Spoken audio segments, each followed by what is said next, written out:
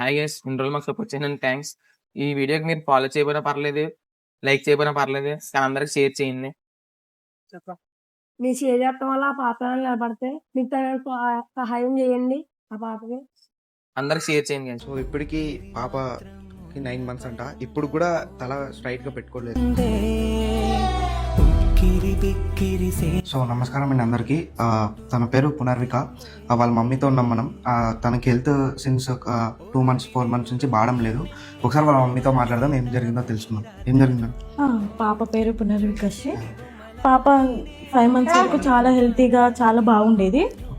తినకు అనుకోకుండా ఫీవర్ వచ్చేసరికి మేము కర్నూలుకి వచ్చి హాస్పిటల్లో చెక్ చేయించుకున్నాము.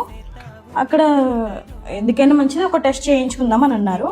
ఆ టెస్ట్లో SME type 1 అని వచ్చింది. అసలు అది మాకు ఏంటిదో కూడా తెలియదు. ఇది వరకు ఎవరు కూడా వినలేదు, మా సైడ్ వాళ్ళు కూడా ఎవరు కూడా చూడలేదు, వినలేదు.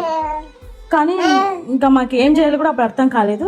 మేము రైన్బో హాస్పిటల్కి వెళ్ళాము హైదరాబాద్కి. అక్కడ పాపకి మేము మెడిసిన్ తీసుకుంటున్నాము ప్రజెంట్. కానీ పాపకి ఒకటే ఒక ఇంజక్షన్ ఉందంట. ఆ ఇంజక్షన్ ఖర్చు వచ్చేసి 16 crores అని చెప్పారు. ఇంకా దానికి మేము షాక్ అయిపోయాము. అసలు అంత అమౌంట్ అంటే మా దగ్గర అసలు కూడా లేదు.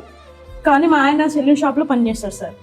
మాకు రోజువారీ ఖర్చులకి పాపకి ఇదే సరిపోతుంది. ఇంకా మేము జీర్ణించుకోలేకపోతున్నాం సార్ మా పాపను చూసి. మాకు ఎలాగైనా ఎవరైనా కానీ ప్రభుత్వం తరపునైనా హెల్ప్ చేయాలని కోరుకుంటున్నాం సార్. సో వీడియో అయితే చూసారు కదండి, తన ఎంత బాధపడుతున్నారో వాళ్ళ మదర్ కూడా. సో మీకు ఎంత తోచితే అంత అమౌంట్ వాళ్ళకి ఇచ్చి దానికి అమౌంట్ పే చేయండి. Thank you.